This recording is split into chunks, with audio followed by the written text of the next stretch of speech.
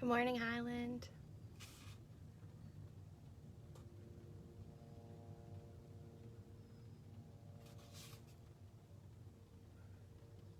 I'm going to wait just a couple seconds.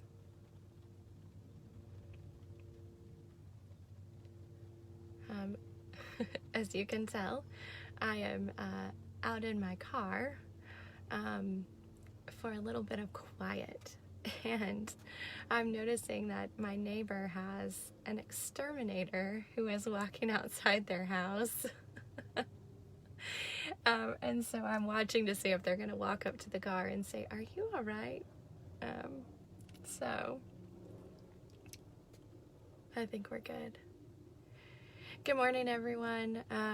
As you can see, I am out of my car.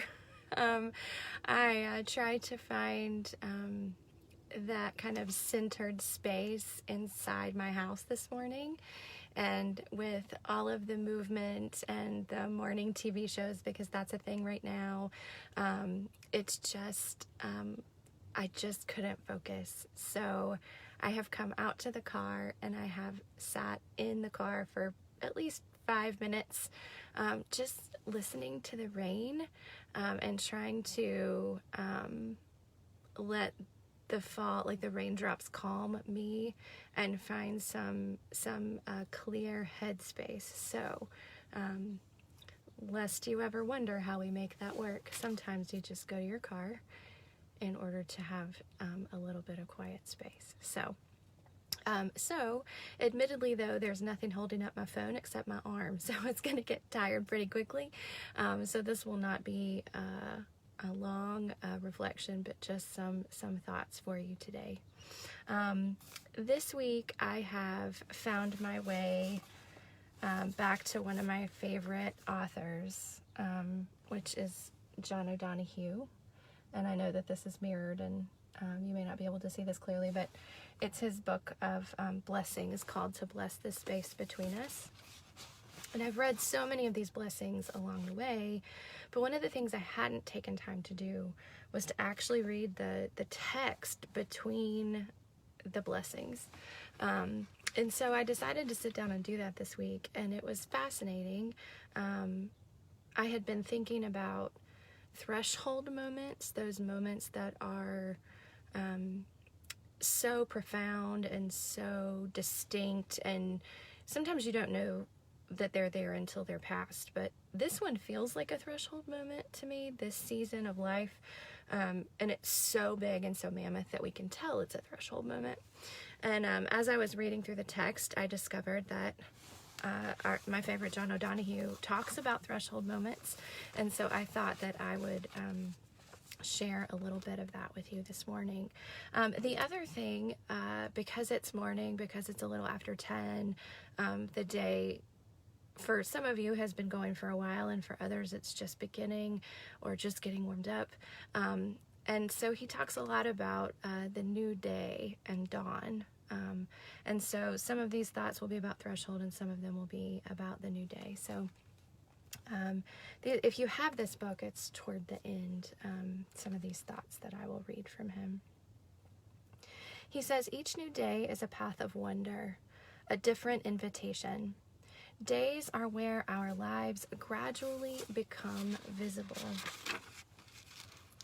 But Meanwhile, we dodder through our days as if they are our surest belongings. No day belongs to us. Each day is a gift. Tragically, it is often only when we are about to lose a thing that the scales fall from our eyes, but it is usually too late. On its way toward us, destiny travels silently until it arrives. Then, something we had never expected becomes loud around us. Time is where eternity unfolds. The contemplative tradition has always recognized the morning as the time to recognize the new day with a sense of creative expectation and open-heartedness. The liturgy of the dawn signals the wonder of the arriving day. The magic of darkness breaking through into color and light is such a promise of invitation and possibility. No wonder we always associate the hope and urgency of new beginning with the dawn. Each day is the field of brightness where the invitation of our life unfolds. A new day is an intricate and subtle matrix. Written into its mystery are the happenings sent to awaken and to challenge us. No day is ever the same, even though it feels like it right now. And no day stands still. Each one moves through a different territory, awakening new beginnings.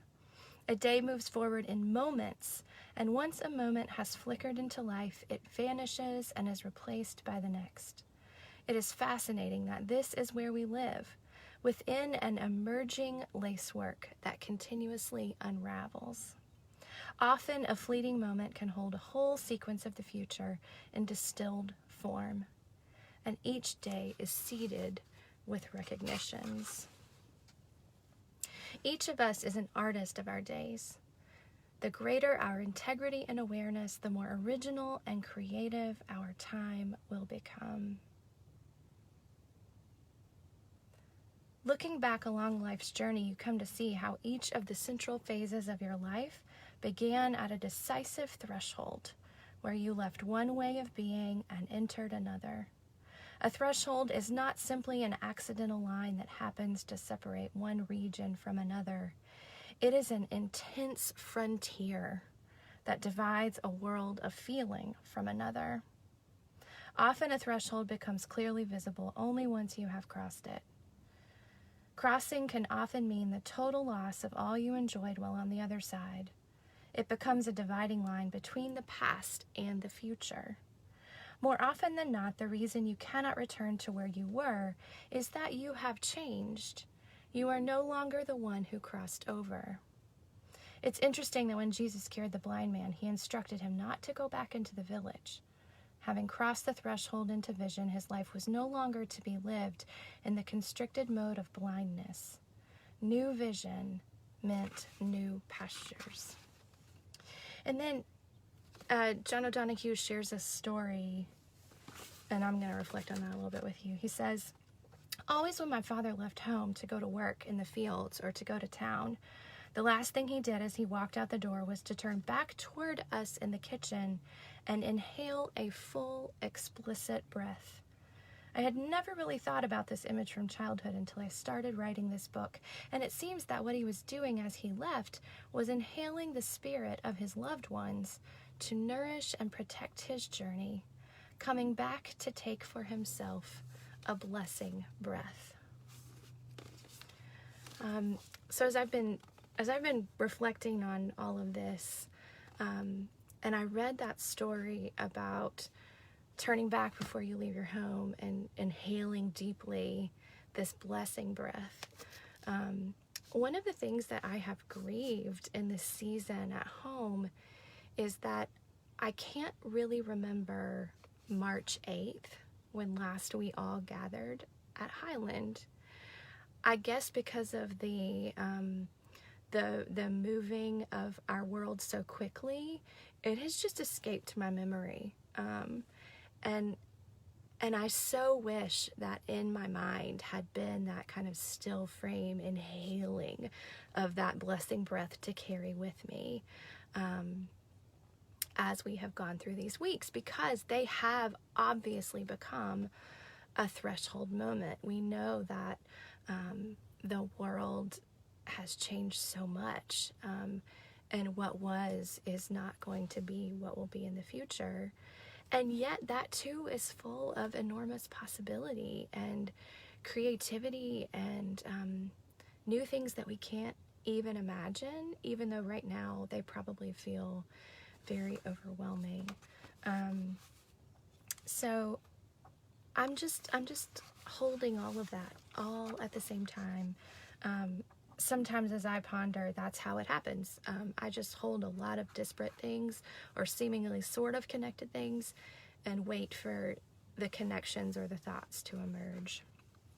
So the last thing I have to share for you is one of his poems that's in this book. And I think as we think about our days, the threshold moment that each one kind of adds up to be, but also that this does feel like Groundhog Day. I answered that a minute ago. These do feel like Groundhog Days. They feel like they just happen over and over and over again, and they're similar, every single one, but they actually are different, and each one is actually unique. And they all have something to reveal to us, I think.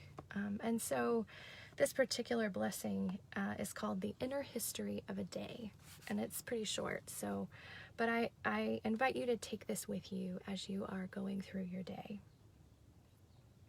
and watching and looking for that which makes it unique and that which adds it into this threshold space that we're living in, and perhaps even a blessing breath that you'll be able to carry with you as you go. The Inner History of a Day, John O'Donohue. No one knew the name of this day. Born quietly from deepest night, it hid its face in light, demanded nothing for itself, opened out to offer each of us a field of brightness that traveled ahead, providing in time ground to hold our footsteps and the light of thought to show the way. The mind of the day draws no attention. It dwells within the silence with elegance, to create a space for all our words, drawing us to listen inward and outward. We seldom notice how each day is a holy place where the Eucharist of the ordinary happens, transforming our broken fragments into an eternal continuity that keeps us. Somewhere in us, a dignity presides that is more gracious than the smallness that fuels us with fear and force, a dignity that trusts the form a day takes. So at the end of this day, we give thanks for being betrothed to the unknown, and for the secret work through which the mind of the day and the wisdom of the soul become one. So, as you move through your day, may you find these blessings, may you find this uniqueness that makes each day different than the one before and the one that will come after it. It's so quiet here in my car. The other thing that I'm realizing I had hoped to bring out to the car with me, and I failed to, is we have been gathering stories at Highland to share. And I had intended to read one this morning from that has been submitted, and I'm realizing that I did not get out to my car with it. So what I may do is turn off this live and run back into my house and grab it quickly and then come back to share it with you, or I may record it and post it actually. You're getting an introvert externally processing, which is always kind of funny. So that's what I'll do. I'll record it and I will post it here for you. But there's stories of our life together at Highland, and one of the things that Faithful Giving Ministry Group has recognized is that remembering the before might actually be painful right now, like the fact that I can't remember March 8th. That kind of hurts a little bit. So if that's the case for you, but you do have a story to share, we want to hear it. And it might actually be a story of how Highland is sustaining you right now. Like, who's checking on you, and what are the stories of people who have kindly encouraged you right now in the middle of this pandemic? It doesn't have to be a past story. The other thing it might be is, how has Highland prepared you for this time? What about what we have studied together or learned together or experienced in worship together, what is sustaining your soul? It's like, for me, that's realizing that this in-person work of community that we do every week, even though sometimes it just feels like touch points between one another where we just say, hey, that actually does give us relationship that builds on week after week after week, that helps us be community together and helps us be sustained in this particular time because of those relationships that we've worked on. So if you have a story about Highland sustaining you now, or how something that you have learned or experienced at Highland is sustaining you through this difficult season, or if you have a favorite memory of Highland from the past. Any of those, I hope that you'll share them. Our stories at hbclouisville.org. We'd love to hear them, and we're finding ways to share them. And I'm going to go record one real quick and post it so that you can have one for today, since I didn't get that sheet out to my car with me. Highland, I hope you are well, and I hope this day brings joy in some form, in some moment, even in the midst of that which is also challenging. So take care of you, friends.